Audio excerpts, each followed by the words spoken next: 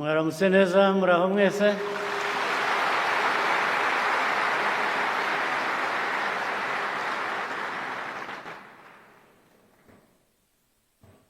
Vice Chairperson, RPF Secretary General, RPF Commissioners, members of the Diplomatic Corps, I want to thank you for honoring our invitation. We are happy to be with you here. Special guests who have also joined us from different parts of the world.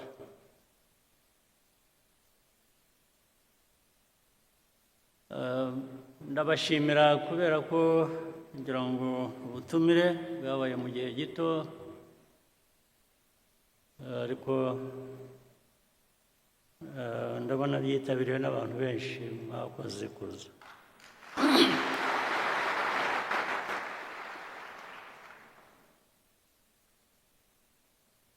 Uyu mwanya ndagira ngo tugire ikiganiro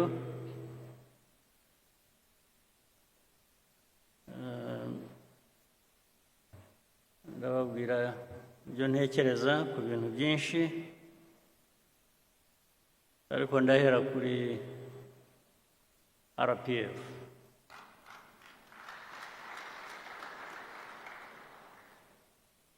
RPF ifite umwimerere wayo, ifite izina, ifite ibiyiranga bihagije, ifite noneho amateka. Ayo mateka dusobanurira byinshi ku byo dushinzwe, ku byo buri munyarwanda ashinzwe aho yaba ari hose, umurimo yaba ari hose. Noneho bikanasobanura igihugu uko abanyarwanda bakifuza, ibyo ndetse bigatuma havamo kumenya neza inshingano za buri wese. Igihugu twifuza ubwo ni twe, ariko icyo wifuza ukigeraho ute? Inshingano ihera ku muntu ikarangirira kuri twese hamwe, buri muntu umusanzu we yazanye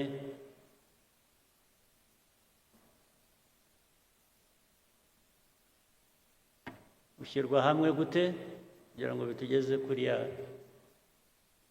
ntego twihaye n'aho dushaka kuba turi. Ibyo rero ni imvugo gusa kandi duhora tubisubiramo, ndetse twanabiririmbye, baririmbye FPR, ariko ibyo byose twabikora twagira, hari ikigomba kugaragara ku banyarwanda no ku Rwanda. U Rwanda ruvuye he, rugeze he, rushigaje iki kugira ngo rugere hahandi ruvuga ko rwifuza kuba ruri. Ibyo niyo wakwivuga ukavuga ibyiza byawe, ukavuga ibyo ugezeho, ibyo wavuga byose hari igipimo cy'abantu, cyane uhereye ku banyarwanda. Rimwe bazavuga batari ko ibi ngibi abatuyobora aba bayobora RPF, abayobora igihugu muri rusange, ubwo hagiyemo n'abandi batari RPF. Ibyo twivuga twe ko bitatugeraho, ko tutabibona, ko ndetse icyo gihe n'abandi bo hanze bagomba barabivuga, bavuga bati u Rwanda ariko rugeza cyangwa se ntiruragera. Ndetse icyo gihe bikabamo no kumenya ikibazo mbese ni iki. Abantu bifuza kugera aha hantu heza, ariko ko tubona bagishigaje urugendo rurerure kugira ngo bagereyo, habaye iki? Iki cyabidindije, n'iki cyatumye bidashoboka. Buri wese buri gitondo ukuramutse ujye wibaza icyo kibazo, wibaza ikibazo cy'aho tugeze bijyanye n'inshingano twihaye twe. Wibaze ndetse ushaka ibisubizo icyo Abanyarwanda ubwabo bavuga ko bameze bijyanye n'icyifuzo cyabo, cyangwa se aho babasezeranije kubageza. Ukibaze ukisubize, kuko results ntabwo wazirema gusa ku bwawe ngo abantu bazibone kandi zidahari. Ntabwo wabihimba. Niba abana batajya mu ishuri, ntibari mu ishuri. Ibyo ntabwo wahimba ngo uvuge ko wageze ku ntego yo gushyira abana n'Abanyarwanda mu mashuri. Niba badafite ubuzima bwiza, badafite ikibarengera, ntabwo wabihimba ngo uvuge Abanyarwanda bageze ku buzima bwiza kandi bidahari. Iyo bidahari uvuga ibindi, it's self-indictment. Ni urubanza wishyizeho ugomba gusubiza. Ibyo tuvuga, ibyo dukora bigomba kugaragara no mu byo tugezeho. Iyo binyuranye ubwo hari ikibazo. Ibyo tugezeho nibidahwana n'ibyo tuvuga,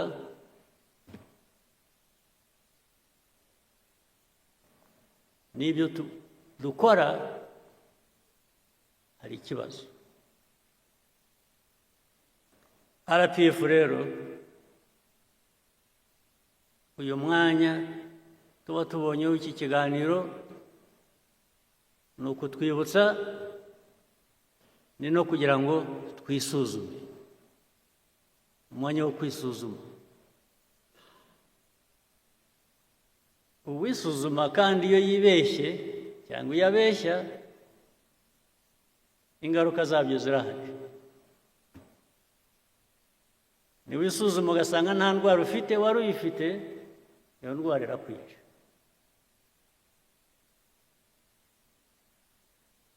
Kuko waribeshye, ntiwayivuza cyangwa ntiwayivura, iraguhita. Indwara mvuga rero wivura cyangwa wivuza, izo ndwara zirahari. Hari indwara wivura, hari n'indwara wivuza. Indwara wivura ni ukuvuga ngo igisubizo, umuti uri muri wowe. Uribaza ukavuga utari ko inshingano jyewe mfite ndazuzuza. Ntabwo ari ikibazo uzabaza abandi nabo bafite izo nshingano. Iyo udahereye aho ngo wivure iyo ndwara wowe, wibaze wishakemo ibisubizo by'ikibazo ufite, nta wundi wabikuvura. Iyo ndwara tugomba kwivura nk'abantu, nta wundi wayituvura. Niba utuzi inshingano wahawe uko bikwiye, inshingano ufitiye igihugu, ingaruka zabyo zo zirahari kandi ziri no kuri wowe. Indwara wavurwa n'abandi ni ikibazo ushobora kuvuga uti ariko iki gihe singifitiye ubushobozi, reka nshake uwamfasha cyangwa uwo twafatanya gushaka umuti w'icyo gisubizo. Ubwo nabyo birashoboka kandi bibaho, ariko iyo utabikoresheje, iyo udahagurutse ngo wowe ushake uwo mwafatanya kugira ngo mukemure ikibazo cyakurenze, nacyo ubwo wa muti utahaye cya gisubizo cya kibazo wari ufite. Ibyo rero ubundi abantu bavuga RPF cyangwa bavuga andi mashyaka cyangwa bikajya muri politike gusa, politike ikaba rwaserere, bikaba ibintu bimwe.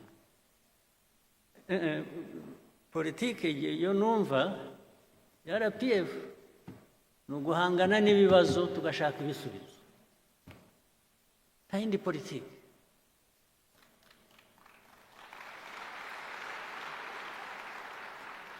Politike y'ibinyoma, yo guhimba, yo kubeshya, yo gushakisha uko watirisha,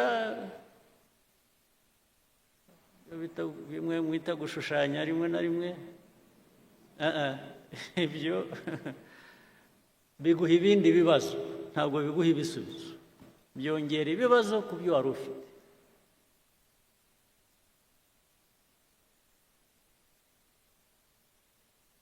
Ikindi nacyo uvuga ngo no mu mibanire uko tubaho hagati yacu cyangwa se hagati yacu n'abandi, ndavuga u Rwanda n'abandi, nujya gufatanya n'abandi urabanza wowe ukumva ikikurimo ufite n'iki wowe utanga, kugira ngo uhuze n'icyo undi atanga, mwese mubigiremo inyungu, ari wowe ari n'undi mufatanyije. Hari ikibazo rero gikomeye cy'amateka yacu, amateka y'u Rwanda cyangwa se amateka muri rusange ya Afurika.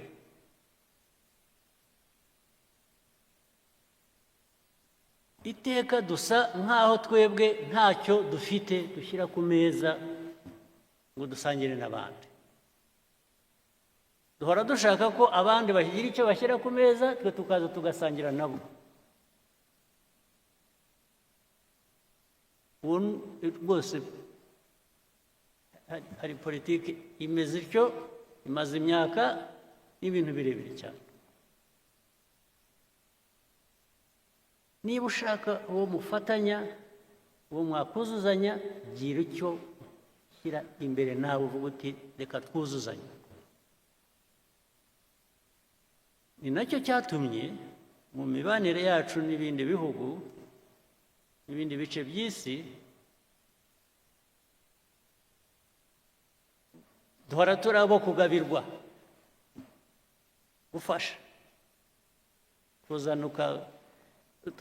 Rwose twemeye umwanya wo kuba turi aho tuganya,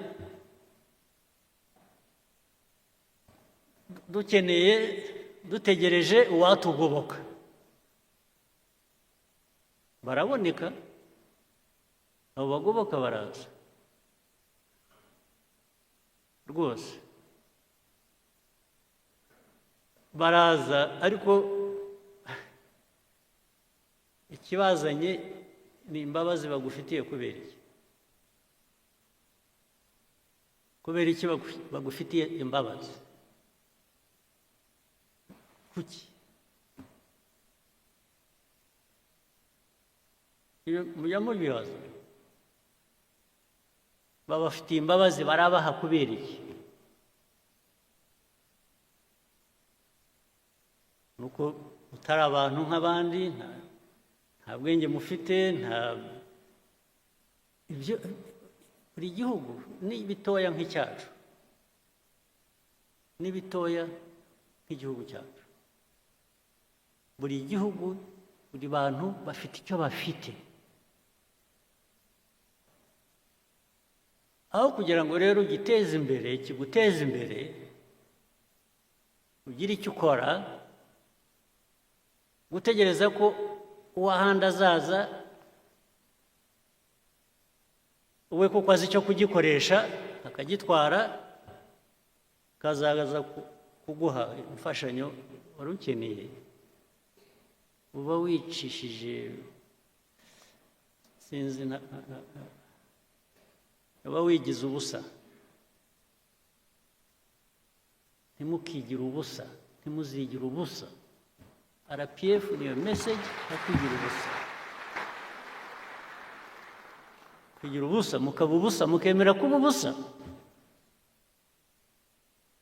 mukemera ko mushobora kubaho, muzagira icyo mutunga, muzagira icyo mukora, ari uko undi muntu yaje kubibakoresha cyangwa yabibakoreye. Iyo niyo politike mbi nibwira ko RPF mu nshingano zayo mu myaka imaze mike, ntabwo ari myinshi cyane, nicyo kibazo yagombaga n'ubigomba gusubiza.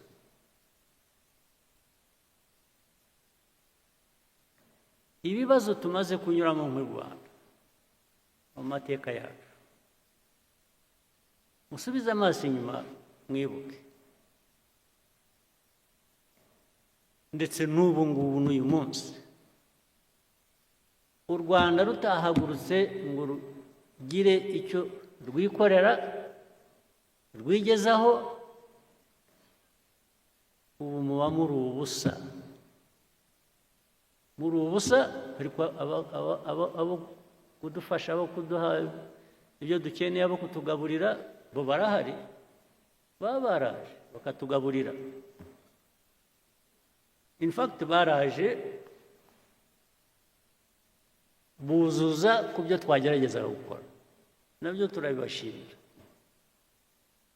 Ukuzuza ku byo yagerageza gukora ni byiza, ariko udahereye hahandi ho kugira ngo wowe ugire icyo ukora, ugire icyo wigezaho, hinduka ubusa.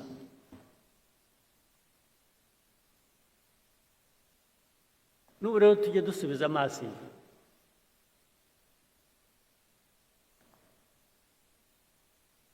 kuko bigenda bituganisha n'ahantu nyine duhurira n'abandi,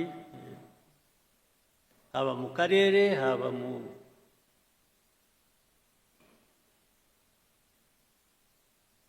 no hirya yaho.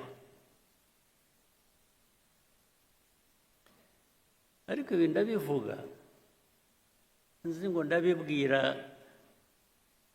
abenshi muri hano, muri bato, ni urubyiruko.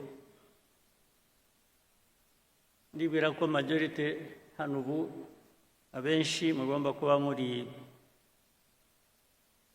hagati y'imyaka 20 na 45.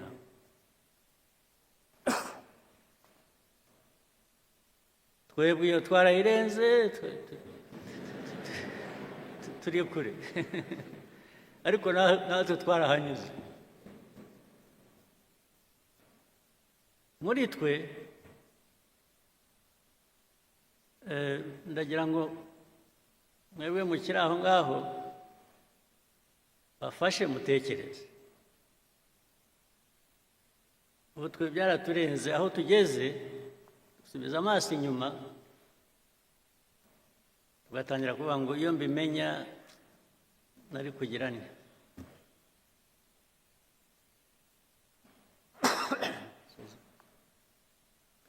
Nari mba naragize ntya nari kugira ntya ariko too late twaragiye. Ariko mwebwe ntimuzategereze kwibaza icyo kibazo karabaye. Ni ubu ngubu sinaho.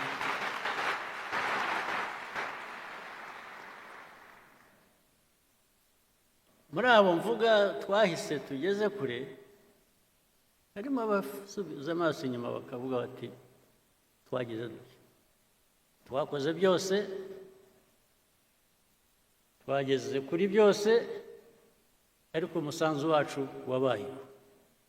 Abo ndavuga abarwaniye uru Rwanda bigatuma rushobora kugera aho rugeze ubu.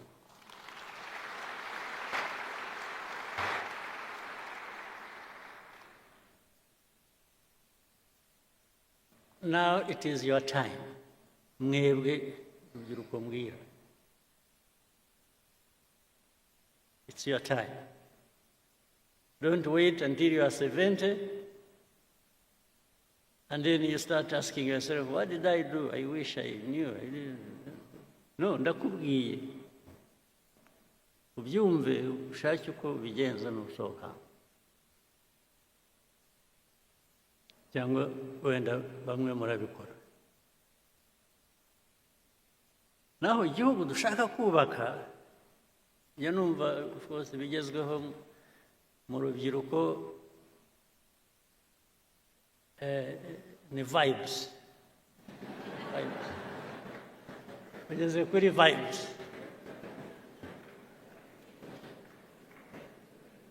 Vibes nanjye ntabwo nzanze. Good vibes ntabwo nzanze, ariko uhagaze kuki? So vibes natwe twese usibye ko dushaje twebwe, ariko zigera ku ihe myaka, zigera no ku bakuru ngira. Vibes n'abakuru ntabwo bazanga, ariko kugira ngo tujye muri vibes tugire aho duhagaze please.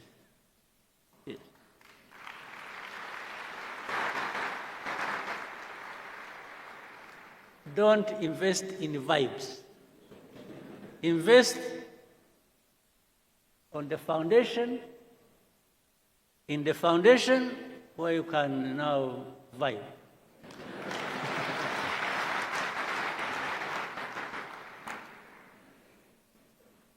Kuko niba nta foundation ihari karakubaho. Yes. You vibe only for a week. No, but ngira ngo ibyo mushaka turashaka biri sustainable. Yes. We want things that are sustainable. We want to build a society that is resilient. You can't build a society that is resilient on vibes. No, but a resilient society can vibe.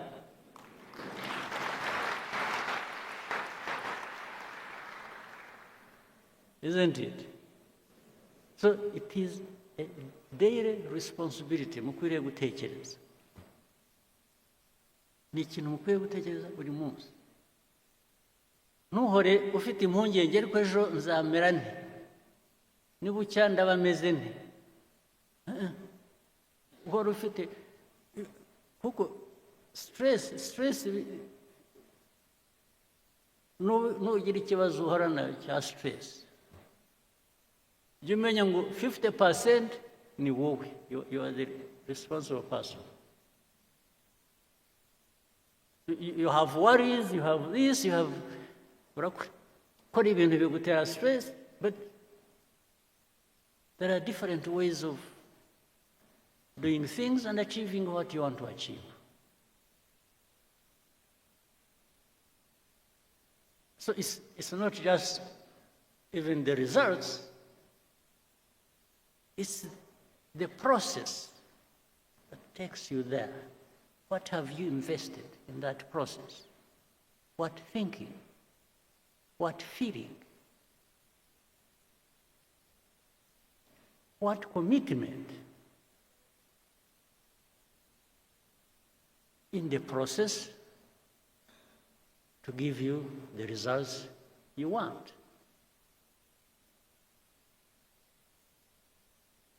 Nta kintu cyikora nta na busa.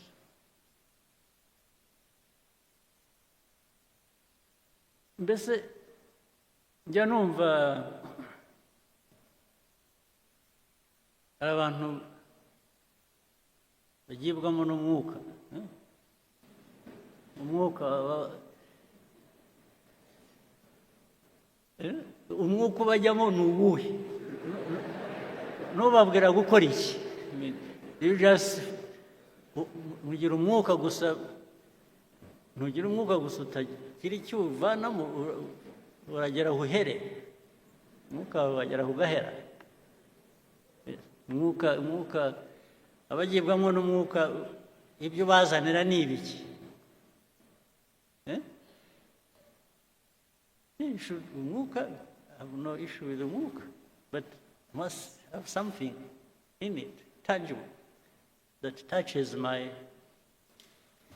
life, that transforms my life.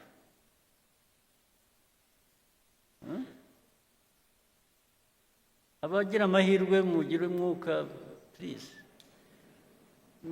ujye ubahira, ariko ntibigarukire kuri mwe. Iwe wagiwemo n'umwuka w'amahirwe, wagize amahirwe, wowe kuki utawusangira n'abandi?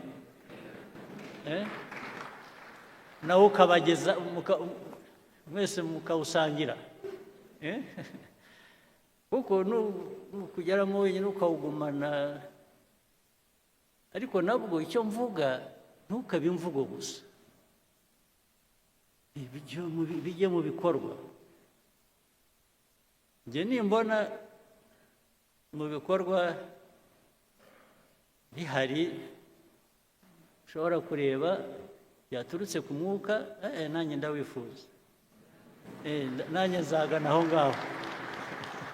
Ariko the measure ni what is it that has been delivered? What is it that we can touch and feel and benefit from to improve our lives? What is it?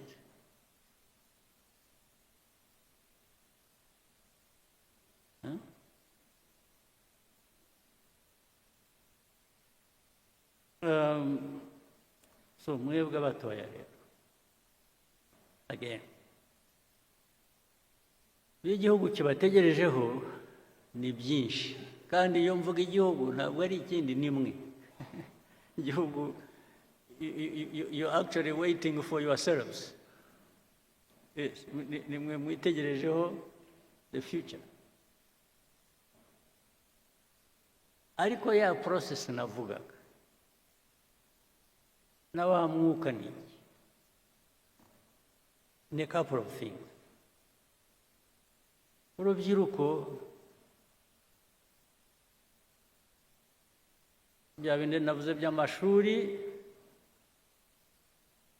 n'ubuzima, ugomba kugira ubumenyi ukagira n'ubuzima, kuko niba mudafite ubuzima, ubumenyi buzakumarira iki? Kumenya bizakumarira iki udafite ubuzima? Must have both. And it is easy to have both if you have made the choice to have both. It can't be one and not the other. You must have both. Ni nk'uko ku rundi ruhande rumwe, niba uteye imbuto, ni nko kurera, ni nk'uko utera imbuto, igiti kigakura, ukajya uhora ugiha ibyangombwa gikeneye kugira ngo gikomeze gikure gifite ubuzima. Namwe abantu, hari kwa kumenya nimwe mukwiriye kuba mugerageza ibishoboka byose kugira ngo mubugereho, ndetse bitari ukubugeraho gusa, mushobore kubukoresha kubageza ku byo mwifuza.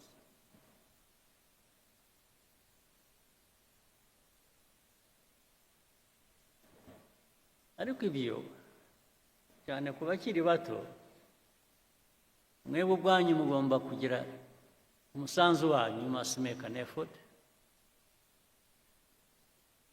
Ariko hari n'uburere muhabwa n'ababyeyi ndetse na society, umuryango mugari, imico, imyifatire, kirazira. Ibyo abantu babijyaho impaka nyinshi hirya no hino, ahantu hose,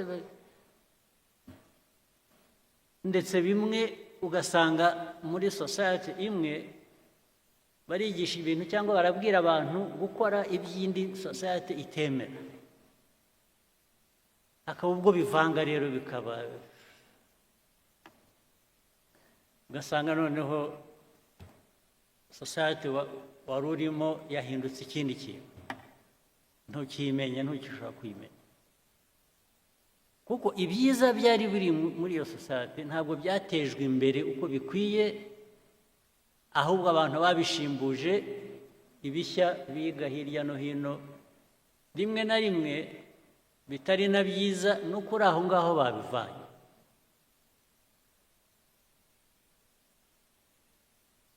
Urubyiruko, kubarera ni ngombwa, kwirera ni ngombwa. Kwirera ni ukuvuga ngo wowe urahitamo icyo wifuza, urahitamo icyo ugomba gukora. Ariko urubyiruko rukura ruri aho, ya resilience navugaga se tuzayivana he muri aho, muri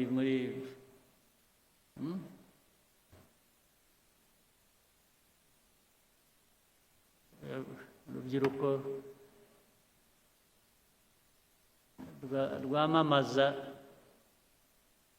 ibiyobyabwenge, asanga ngo ni ubuzima, usanga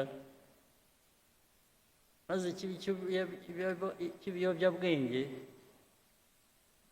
by the way ndabishyira hamwe byose, ni inzoga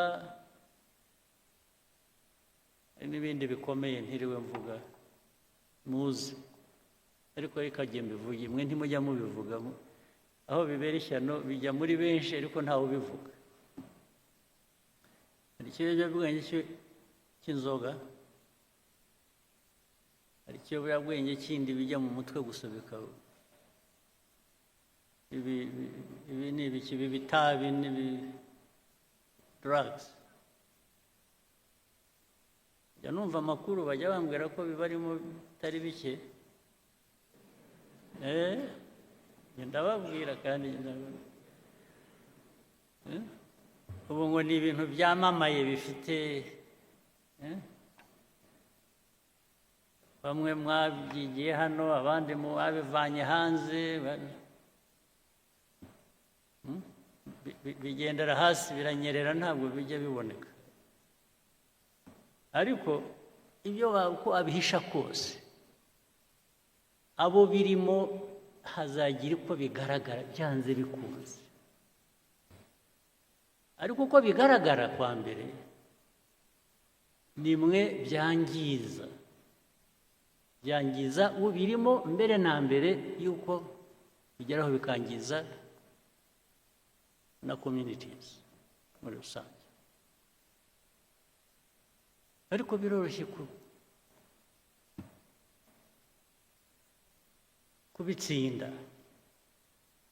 kubitsinda kwa mbere ni ukutabigira imvugo, ni ukutabigira ibiganiro, ni bigira ibintu by'igitangaza abantu bakwiriye kuba bakora, kutabyemera. Ariko n'impamvu bidakwiye kwemerwa murabizi, nuko ubikora arabihisha. Wowe ushaka gukora ikintu uhisha kubera iki? Uzi ko ari kibi.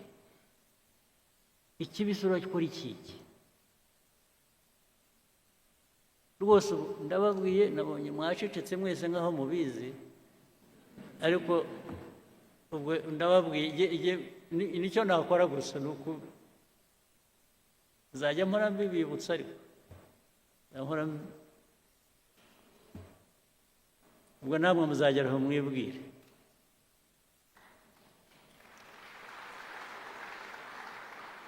Icyo mbivugira ni iki: urubyiruko tubatezeho bya bindi nabanjirijeho,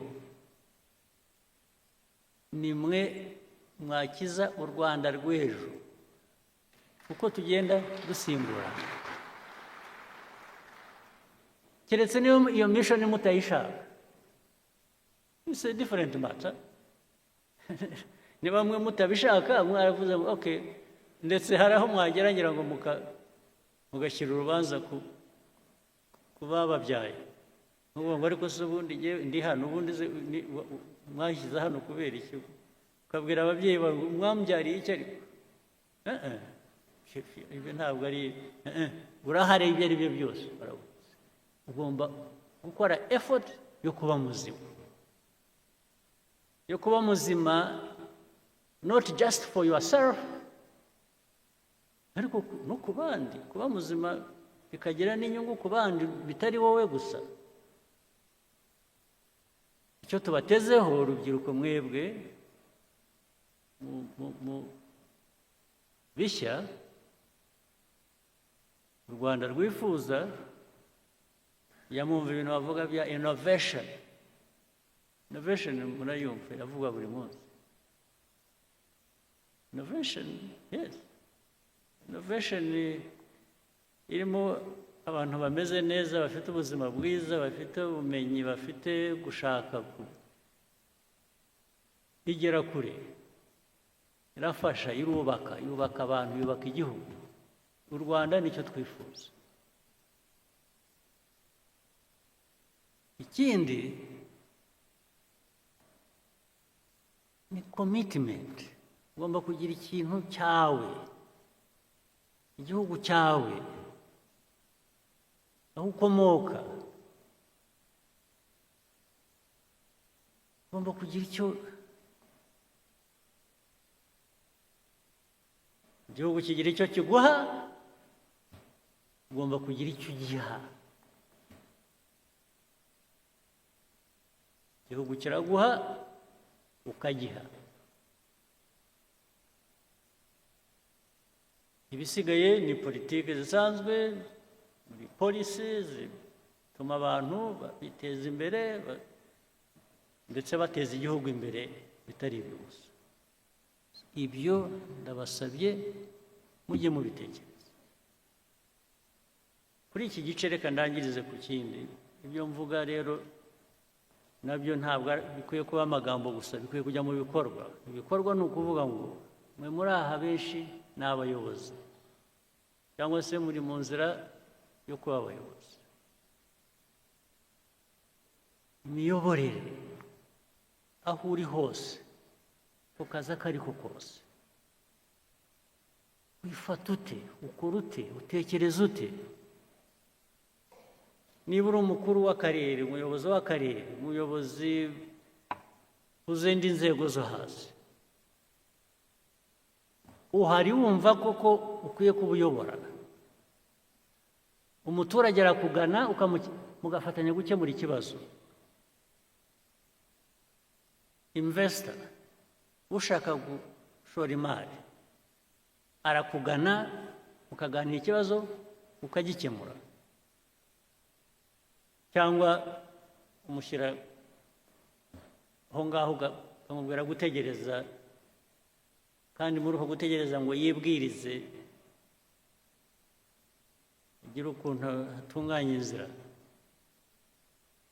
birahari kugeza n'uyu munsi bibaho.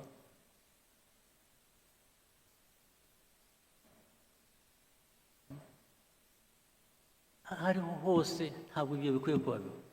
Ninde ejo bundi bambwiraga hari umuntu kubera ko nkatuye ndi hafi aho kuri Muhazi, umuntu wavuye hasi waje akora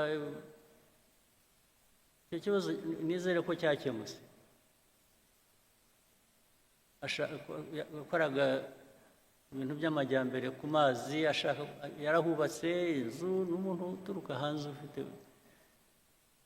ashaka gukora shyira ubwato ku mazi, ashaka kugira ngo yubake aho buzajya buparika. Umuyobozi w'aho ngaho ati no, ati mushobora kubikora.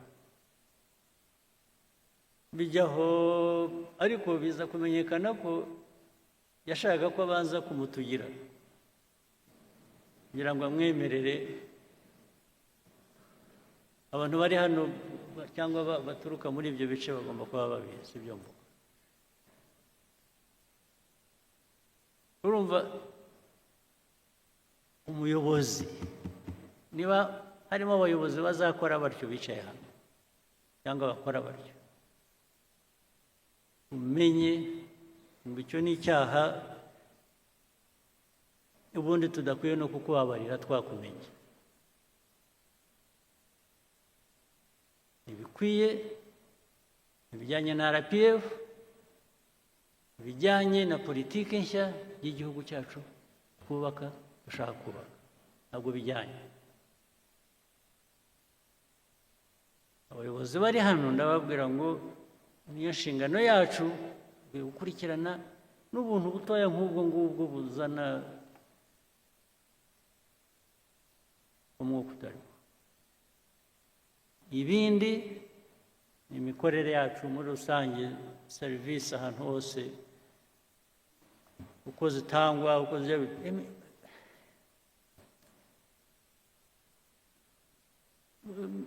abantu bakora batyo baratudindiza ntitubamenya, ariko nuko ari benshi rero basanga wicaye hariya usabye ikawa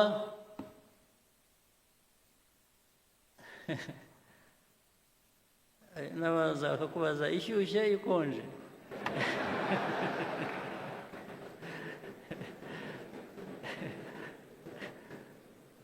Bakubaza ngo uti ni ikawa isanzwe ishyushye ariko mushyiremo n'amata,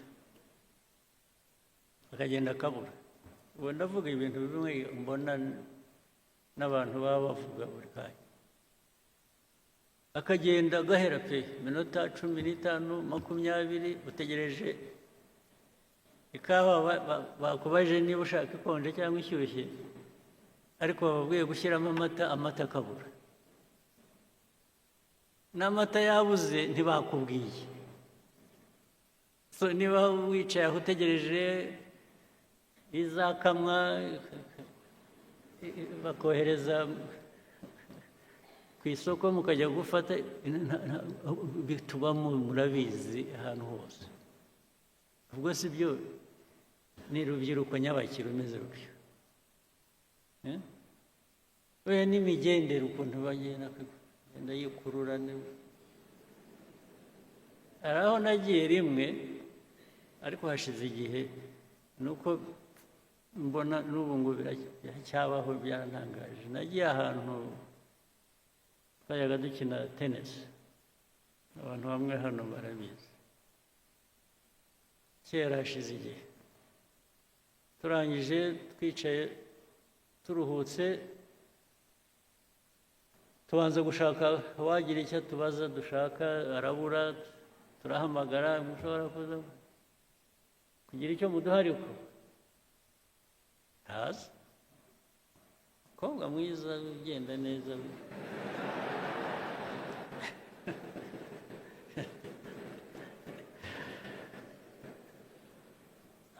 aza afite opena mu ntoki, araza aho azatugereraho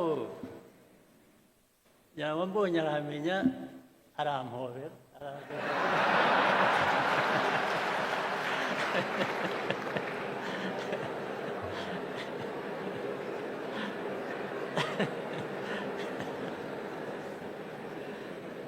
arabanza arampobera ndetse agomba kutuzunguruka twese aduhobera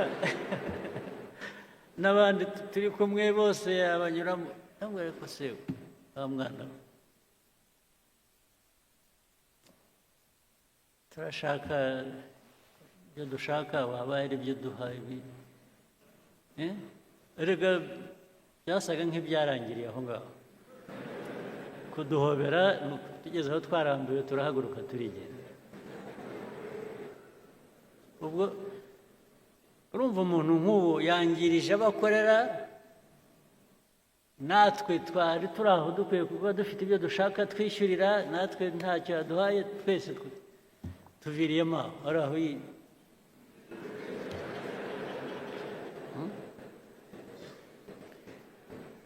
ubu koko mwumva ariko se mwe noneho sosiyete igihugu mushaka kubaka cyaba kimeze gite ni ikihugu reka ibyinshi ariko hari abandi muri mwe benshi bakora ibintu bizima rega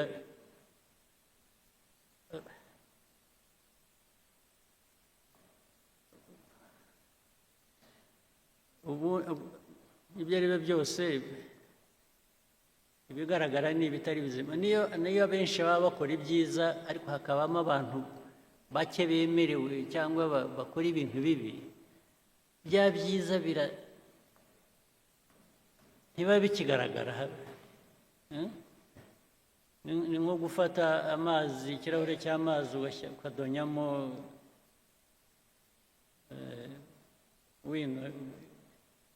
bikaramu inki bashyiramo inki ikirahure gihera ko gihinduka y'amazi yeraga yari ari meza ukayabura ibyo rero dukwiye kubyirinda naho hari benshi hano njya mpora nabo bakora ibintu byiza ibintu bya innovation ndetse bihindura ibintu byinshi mu ikoranabuhanga muri za IT bikajya mu bintu byinshi hirya no hino n'abantu bakora za revenue authority abantu bari revenue authority bari hano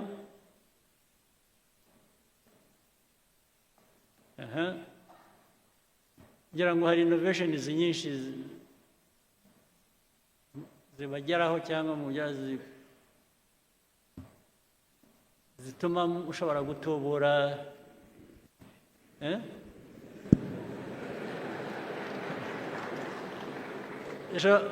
zizamura ayo mutuvanamo ayo mutwe ariko iyo byabonetse gutyo hari ikibazo bikaboneka innovation izamura itubura revenue tax revenue hanyuma byarangiza bikajyaho hagati ariko ntabwo zabanza ugira utya ubwo bakajyaho innovation bose barayemeranya ko ikora ariko barangiza bakajya mu process imbere yo kuvuga uzaburetse bareba hari amategeko ntabwo twagira dutya tutabanje hari aya mategeko ariko amategeko akaba yo gutinza ibintu gusa amategeko se bwana amategeko ashyirwaho n'abantu sibyo yes sir igihe umuntu yabonye ikintu gikora kijyanye n'icyo yifuza wihambirwa n'itegeko hari n'amategeko yaduhambiraga yo mu gihe cy'ubukoroni ahubwo ngo hari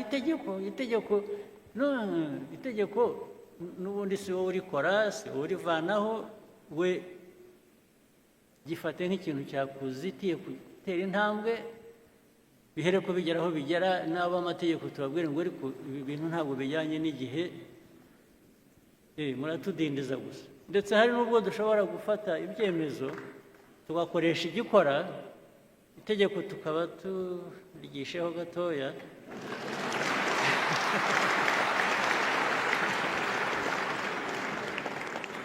kugeza igihe rizahindukira ariko bitatubujije kugera ku nyungu twifuza iyo process niyo process ijyana n'igihe abantu bagezemo ntuhambirwa keretse dufite ikindi kibazo cy'uko abantu benshi ari n'ubwo iyo agiye gukora ikintu cyangwa akwiye kuba akora ikintu cya mbere kimubaza kuza mu mutwe kibanza kuza mu mutwe we ni inzitizi yo kutagikora ntabwo ari ukuvuga ngo ngiye kugikora hanyuma nimpora n'ikibazo icyo kibazo ngende nkishyira iruhande ahera ko abona ko hari inzitizi akagendera ku nzitizi bikarangirira ntabwo biba bigikora ntabwo igihe tugezemo gishya ari uko gikora hari icyo bifuza kuvuga abanyabaguhaye microphone mbwira ariko we utanzeho nk'urugero ibindi biri hano ntavuze n'ibiri hanyuma dufashe tubwire ko twakwihutisha. Thank you, Your Excellency. Kuna wamutugiriye. It's true. Innovation is very important. Ni ukurushaho gutekereza ibyatuma tubona amafaranga menshi nk'uko mwabivuze tugomba kwigira. We need to sustain ourselves. Kandi mwihute. Kandi twihute. Ubwira mugire ariko mwe ntimushaka kuva mu bukene vuba. Urumva ikintu haboneka ikintu kirangiriza ubukene mu cyumweru wowe ukavuga utari kugenda ashaka umwaka ubwose waba uri mu ntoki rwose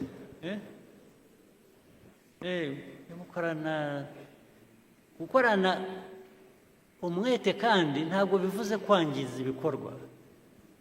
It doesn't really mean sacrificing anything that you shouldn't. Sibyo? Ije mwihuta muwe wepesi. Mwihute. Igihe utabifite guhagarika cyo gutangira wowe uritangira kubera iki? Why don't you just move?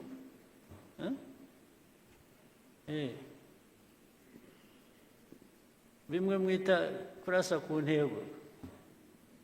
Ntimukarase hafi ku ntego. Keep straight. That's what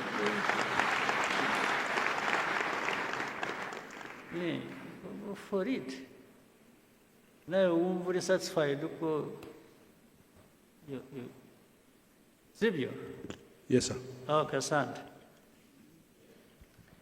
Now, let me take you to something else. I'm sure you can guess. It's now the other politics other than RPF, geopolitics, regional or whatever, because it affects us as well a lot.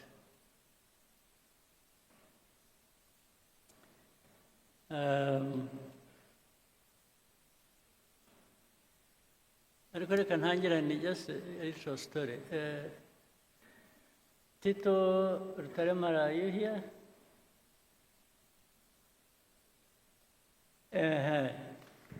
I want to know where you are around. I want to tell the story. You know, in actual fact, igihugu cyacu kivuye kure. Ewe, ntikiravayo neza. Turacyavayo. Acyari byinshi. Impamvu mvuze Tito, It's a bit of a history ijyanye na what happened to us, the genocide, the tragedy. I want to build on it to tell you some other things. The genocide that happened, there are indications of things that happened as far back as the 60s. That continue to. Nubwo, we also have people who would say it's an exaggeration, really nothing happened. Or what happened, I think, was bound to happen or should have happened. We still have that conversation, unfortunately. But I wanted to say something. I don't say it a lot. It comes to my mind once in a while.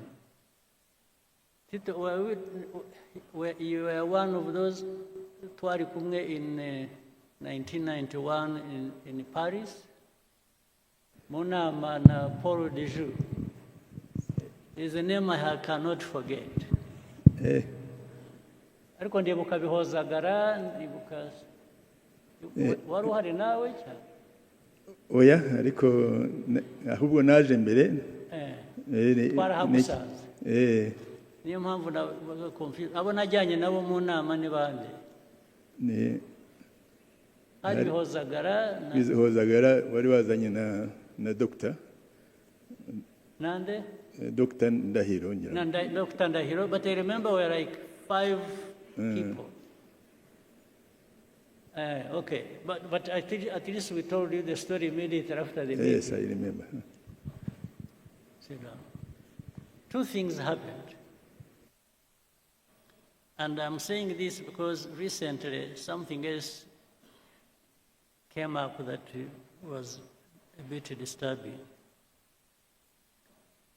We were invited, RPF, to go to Paris. We were supposed to meet some people from Habyarimana's government. It was about, according to what we were told, to talk about peace. In fact, the RPF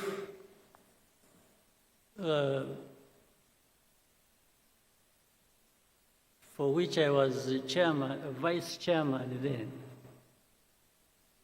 insisted I should not go.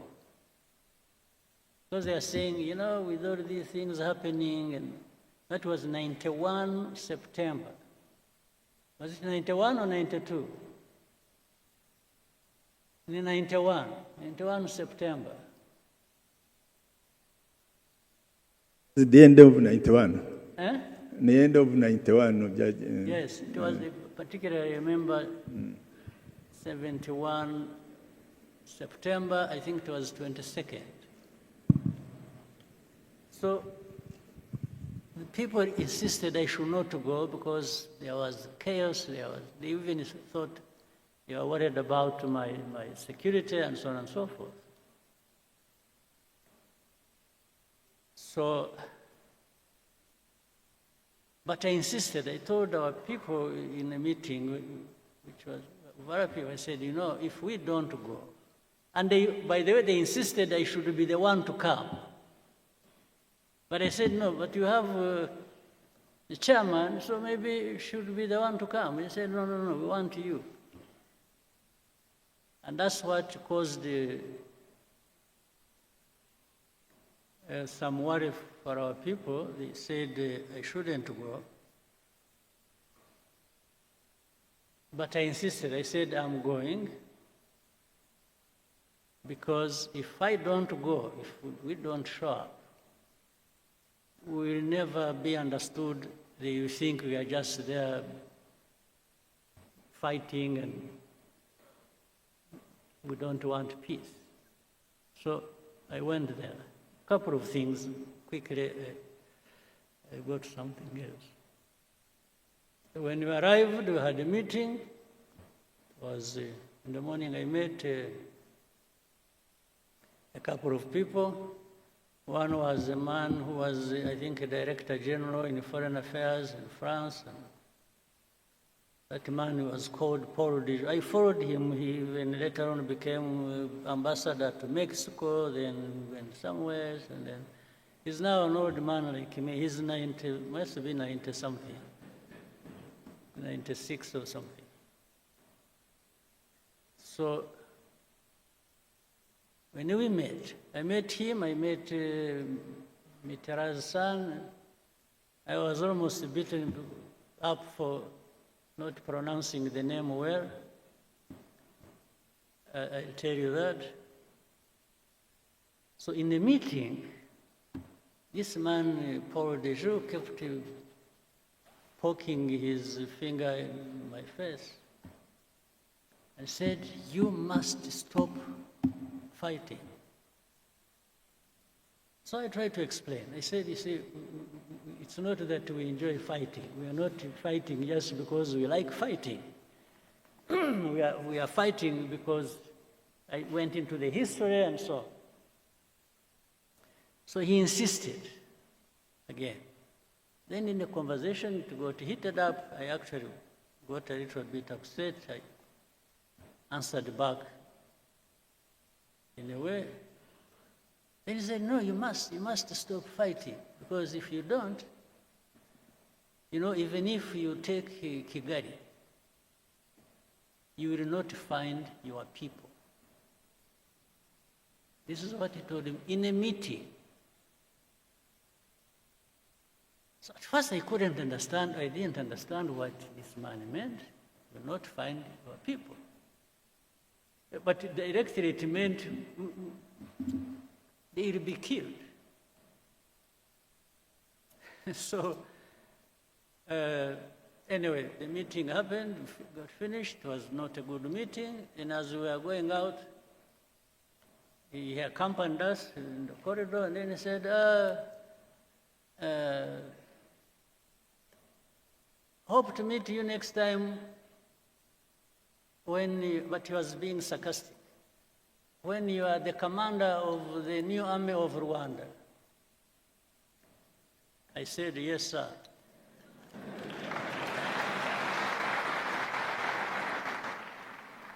I said, if and when that happens, you rest assured I will do a good job of it. This is what I told him. So I went, when I was supposed to stay a night and leave the next day, so in the hotel where I was sleeping, I think we were in Hilton Hotel.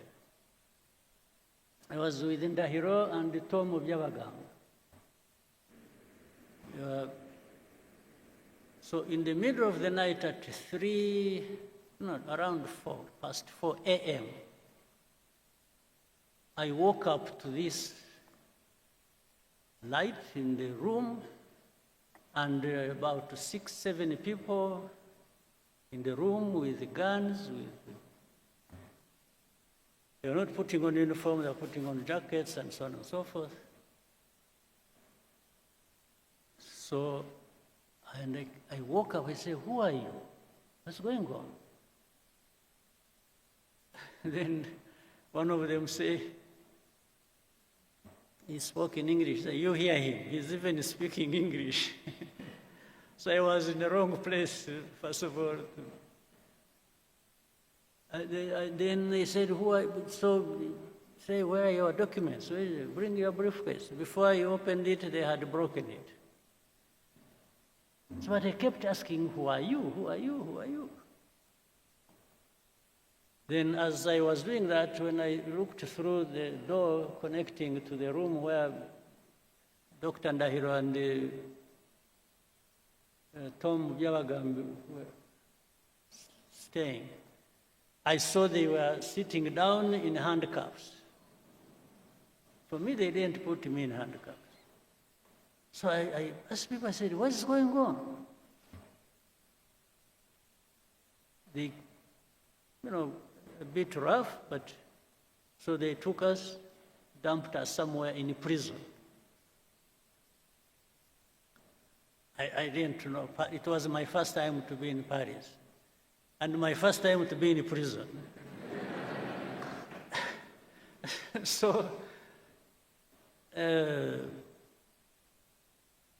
hopefully the last.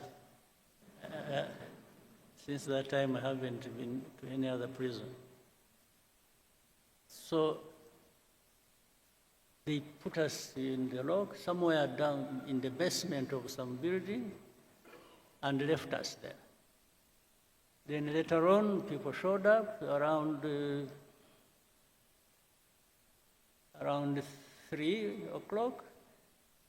In fact, why I remember that Bihozagara was around, they didn't know where we had been taken. I don't know how. They were assisted by some people in France whom they knew. Then we saw Jacques Carabonel and Bihozagara. There was a very good friend of ours called Carabonel, a French guy.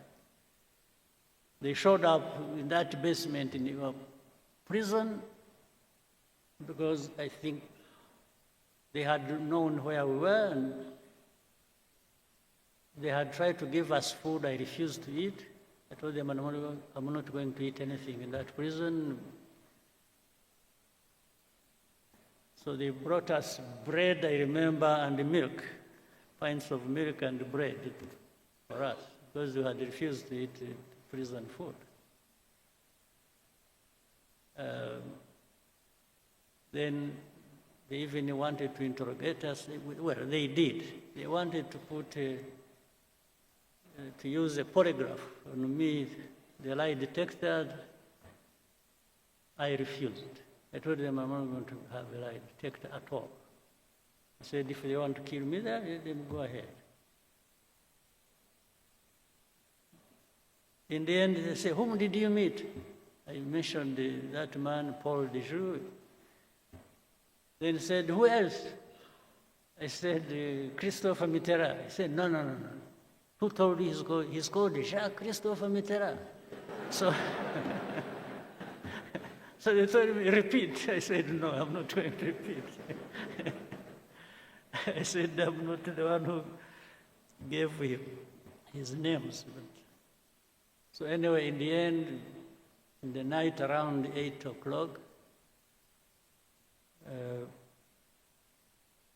they released us, and that night I left. I drove from Paris to Brussels, where I was to take a plane the next day and come back home.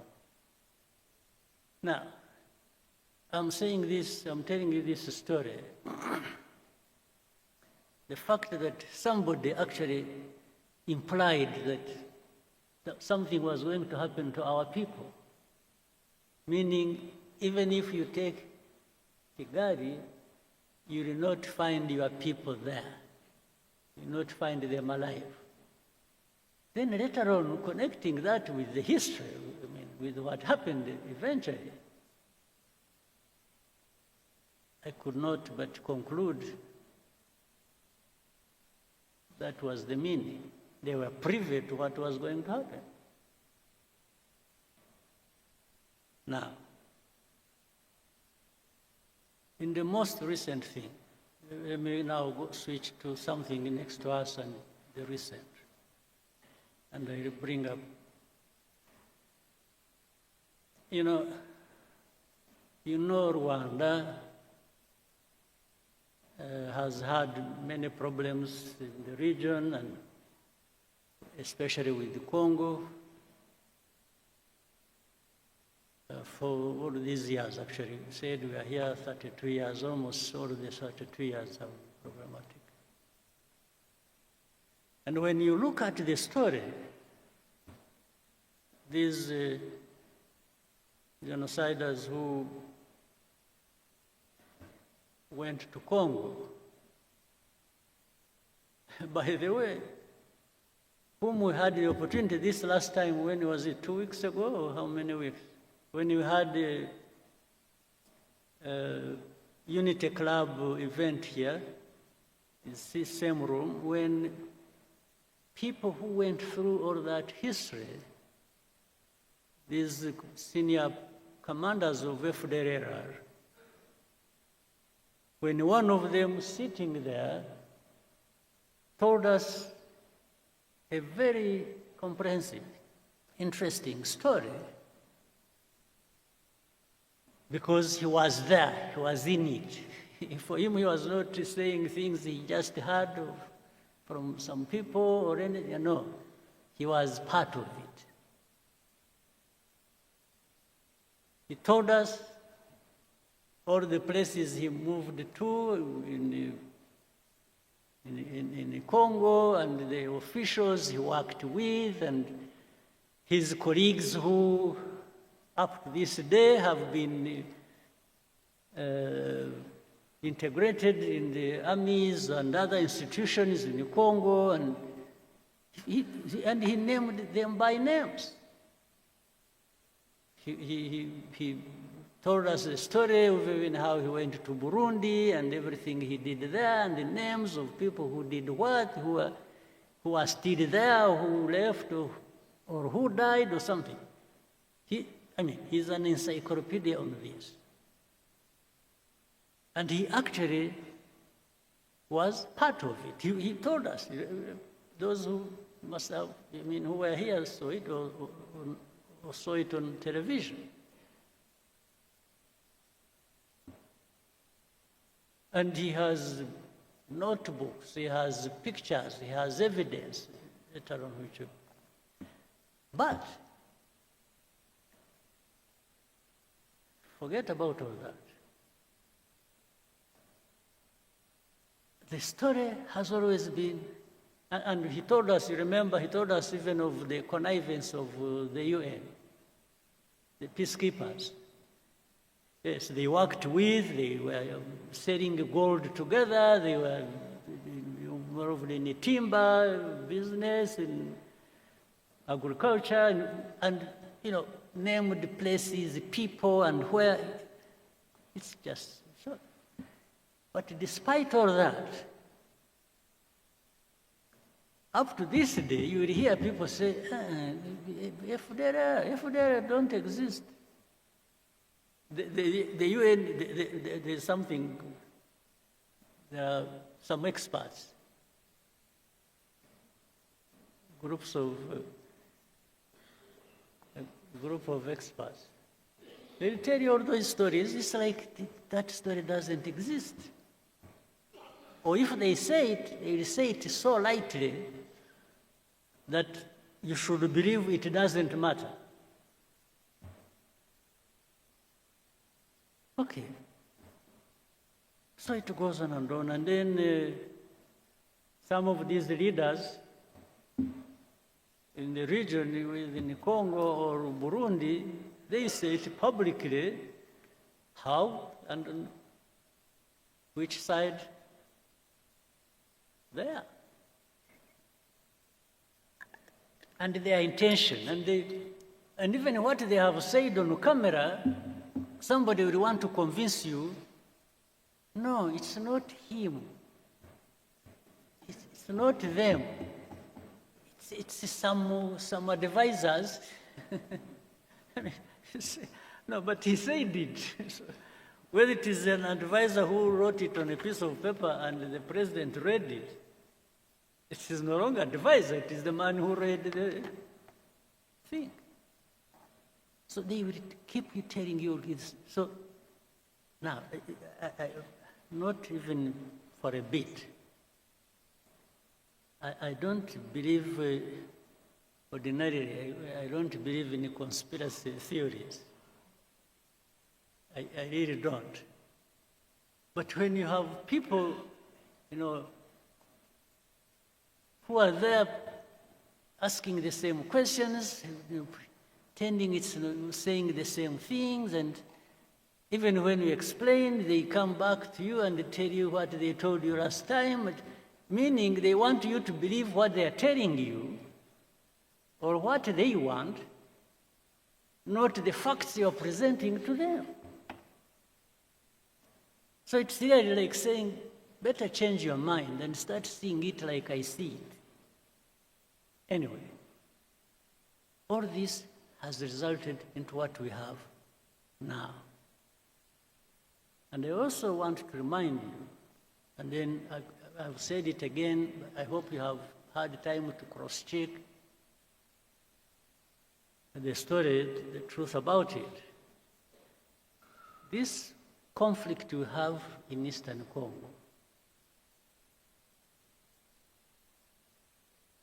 did not start from and was not started by Rwanda at all.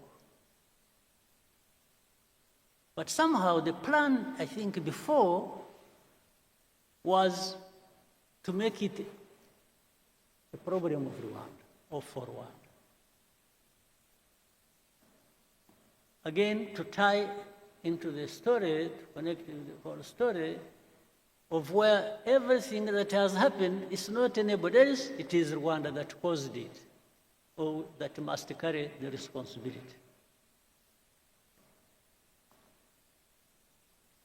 That, I think that needs somehow in your minds or whatever, or by gathering facts, that problem needs to be settled. This has not been our war. We didn't cause it, and it did not originate from here by any means.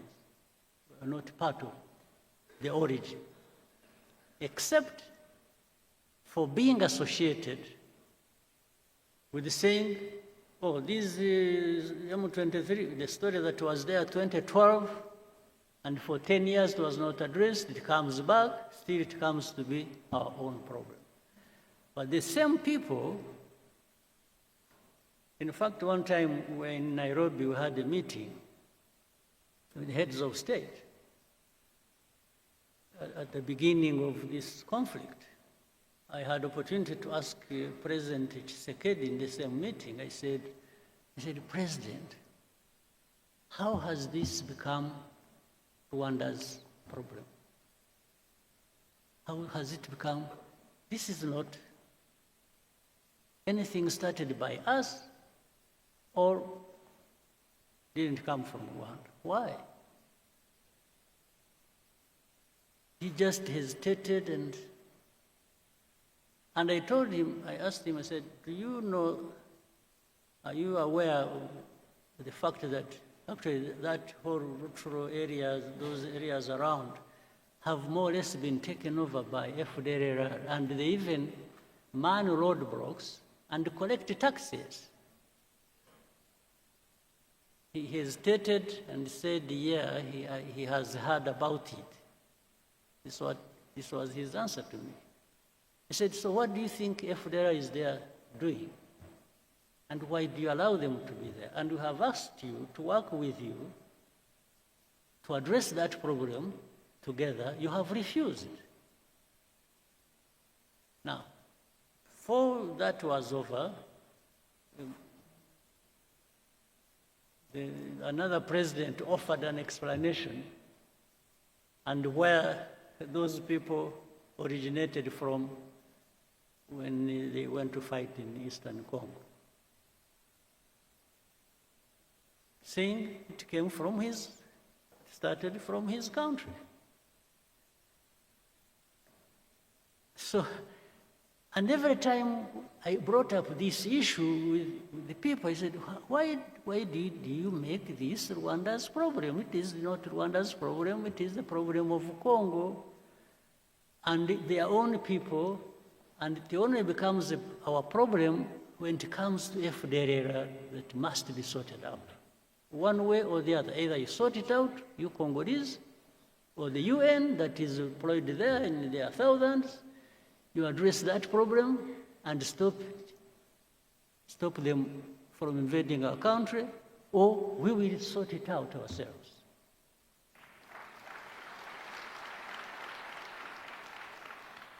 eventually, that's how we were drawn into this matter. Now, to the recent things. Whatever happened in between, I try to cut a very long story short. A lot of manipulations started happening. They would call us one day in one capital, they would call us to Rwanda, we go there, we discuss things and raise the things the way we thought should be addressed.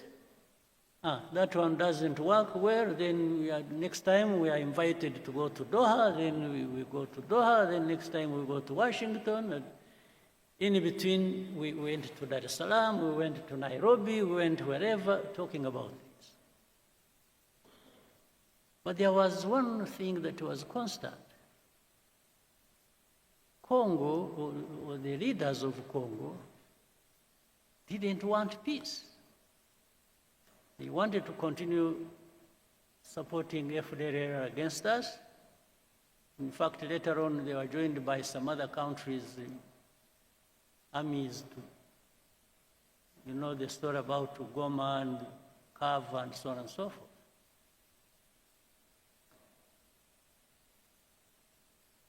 So, but we told them, just help us deal with FDLR, and for us, we will not. But in the end, something came up. It's like, by the way, you should also, it's like, even now when we talk about removing defensive measures and so on and so forth, which I'll come to later, they say Rwandan troops must pull out of Congo and so on. And so we say, yes. You know, for many of these people who pretend, they actually, by that, they mean that even M23 will be pulled back into Rwanda. That's something hidden behind. It's like they expect us to be receiving M23 here. Now, that goes into a long debate. Whether or not, and how these people are Congolese or not. That's another story now. And I always tell them, no, this is a story that doesn't involve me, because how they became Congolese, how whatever happened in Congo and between Congo and Rwanda, as of those years, I was not yet born. So I don't know. I cannot be asked to answer for colonial times problems. I was not there. And Rwanda is not responsible for that. Now we'll go into the last thing we went to when you went to Washington, and which the whole process has resulted into sanctioning Rwanda, sanctioning RDF, sanction. It's just sanctions, sanctions, sanctions. And sometimes we even want to tell them, say, wait a minute. Let's understand each other. What's going on? And there is no time. There's no time for Rwanda to be listened to. It's just sanctions. The sanctions, that's what we said, that's what we're doing, that's what we do. Now,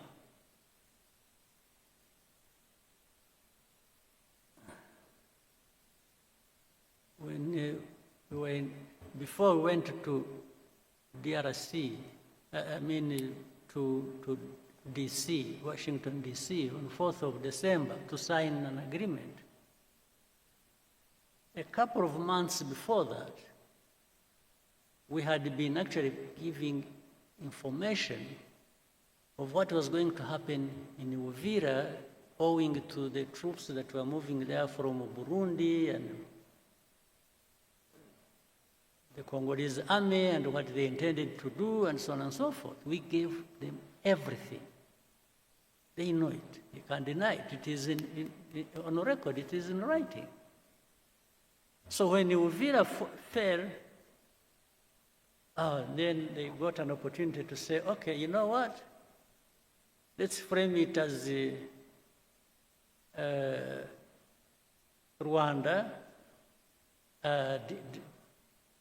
literally insulting President Trump and defying Washington and disrespectful. They didn't.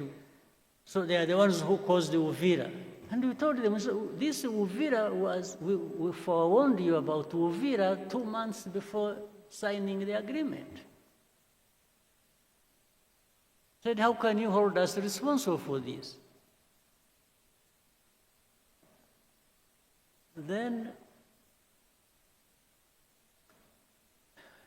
initially I thought the initiative they had brought up of saying, you know, they want to resolve the problem of, first of all, the political problem internally, then the security problem that concerns Rwanda and the region, then the economic partnerships between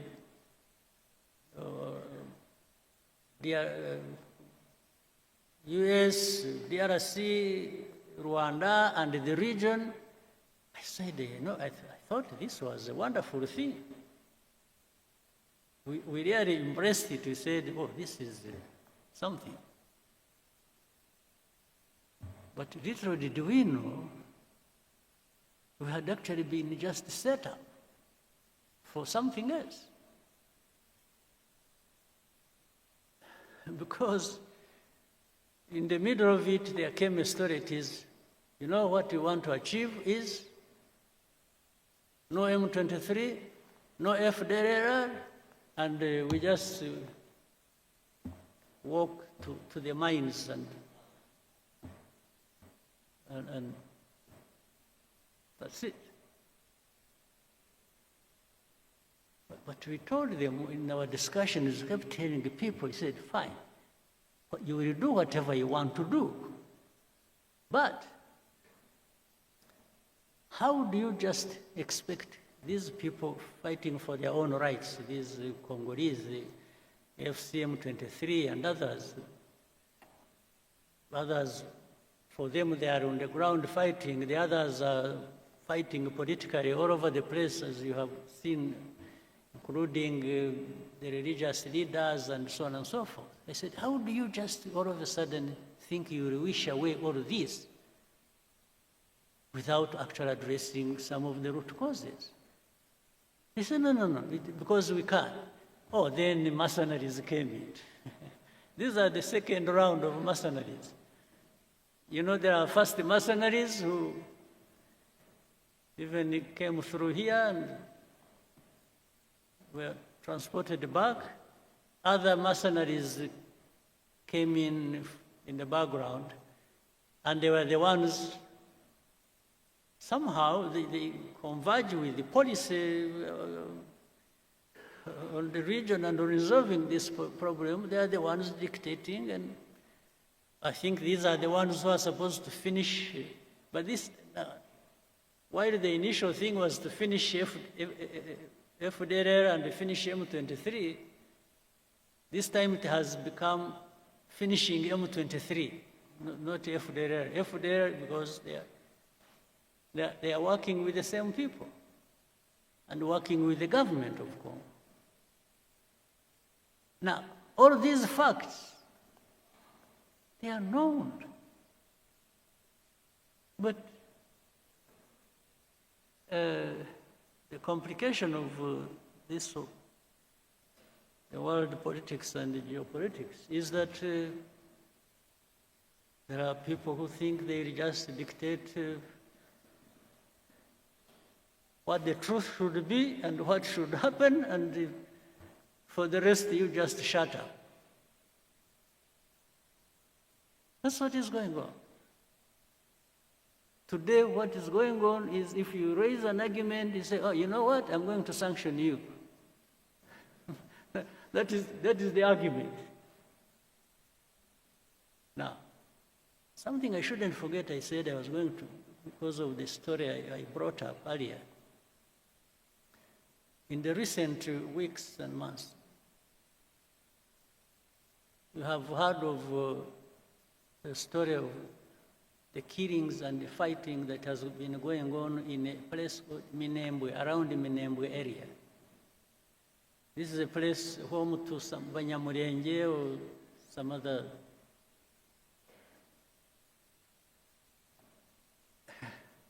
What is disturbing? At the beginning, when even in our argument, when we told them what is really happening on the ground and telling the people how, telling the powers that be what was going on,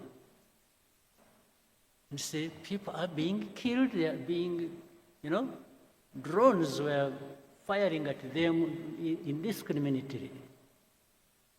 In markets, in churches, many people died. Maybe, hopefully one day people will go there and investigate and will find the truth. But what was disturbing was that in that same conversation and argument, somebody says, don't bring up that issue, it is none of your business. So which for me looks like, it's like the story of Paul de Joux. It's like, that those people being killed for their identity and anything is none of your business. Meaning, shut up, we are going to kill them anyway. I mean, I'm just calling a spade a spade. It's like, shut up, it's none of your business. They didn't even say, are you sure they are being killed? Or are you creating a story or what? No, it's like, that's none of your concern. But if it is not my concern, maybe it should be yours. So why are you not concerned? And things keep getting worse and out of control every time. So where we are now, we just told, remove your defensive measures. Whether we are associated with and helping FDLR, with the Congolese army and the government to do whatever they want, and then in exchange you have whatever we want, just shut up. So this is what we are being told. But making people shut up, just shut up, I think is going to be probably more difficult than people think.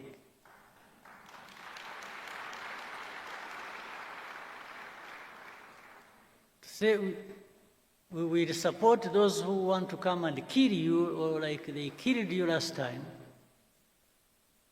or we will handle it the way we want, so shut up. Well, I only shut up when I'm dead. That's when I'm coming.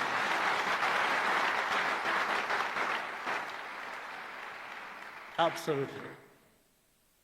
That is the only way to make me shut up.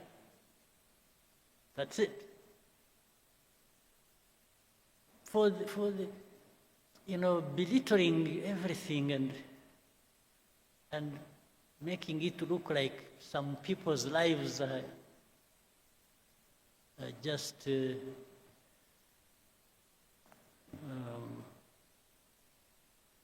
maybe, I don't know. It's not my politics. It's not RPF's politics.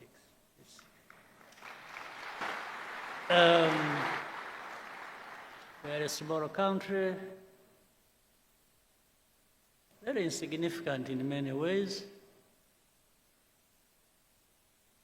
You can do much harm to us, granted, but boy, wishing us away is not a big thing, it's not a small thing. Wishing us away just to say disappear. Like they were saying they will make disappear FDLR, they make disappear M23. By extension, they were saying even you, Rwanda, will make you disappear. Well, I can't invite it. I can't wish to have such a thing. But when it comes, when I have not been able to avoid it,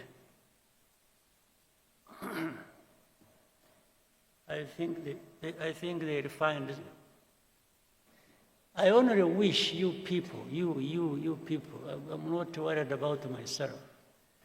I just worry about you if you just go home and sleep and think you'll find everything on the table for you without having to invest in it.